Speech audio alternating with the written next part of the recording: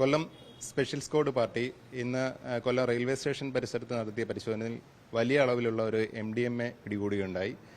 ഏകദേശം 34 ഗ്രാമോളം MDMA ആണ് പിടിച്ചെടുത്തത്. അതായത് ഒരു കൊമേഴ്ഷ്യൽ അളവിലുള്ള MDMA ആണ്. 20 വർഷം വരെ ശിക്ഷ കിട്ടാവുന്ന കുറ്റമാണിത്. ഈ പ്രതി എന്ന് പറയുന്നത് ഓച്ചിറ സ്വദേശിയാണ്. ഓച്ചിറ പായ്ക്കുഴി സ്വദേശിയായ ഷെഫീഖ് എന്നയാളാണ് പ്രതി. ഇയാൾ നിരന്തരം ബാംഗ്ലൂരിലേക്ക് സന്ദർശനം നടത്തി കേരളത്തിലേക്ക് മയക്കുമരുന്ന് കടത്തിക്കൊണ്ടുവരുന്ന ആളാണ്. ഇതുവരെ ഇയാളെ നമുക്ക് കേസെടുക്കാൻ കഴിഞ്ഞിട്ടില്ല. കഴിഞ്ഞ ദിവസം കിട്ടിയ രഹസ്യ വിവരത്തിന്റെ അടിസ്ഥാനത്തിൽ ഇന്ന് രാവിലെ റെയിൽവേ സ്റ്റേഷൻ പരിസരത്ത് നിന്നാണ് ഇയാളെ പിടികൂടിയത്. ഗ്രാമിന് ഏകദേശം 5000 മുതൽ 10000 രൂപ നിരക്കിലാണ് ഇയാൾ വിൽപ്പന നടത്തുന്നത്. ഇയാൾ ട്രെയിൻ മാർഗമാണ് എത്തിച്ചത്. ട്രെയിൻ മാർഗം അത് ചെറിയ ഇതാക്കി പോക്കറ്റിൽ ഒളിപ്പിച്ചിരുന്നത്. നമുക്ക് രഹസ്യ വിവരം കിട്ടി. അതിന്റെ അടിസ്ഥാനത്തിലായിരുന്നു പരിശോധന.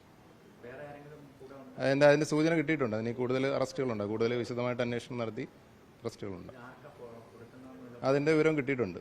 അപ്പോൾ അതിനെപ്പറ്റി ഇനി കൂടുതൽ അന്വേഷണം നടത്തണം.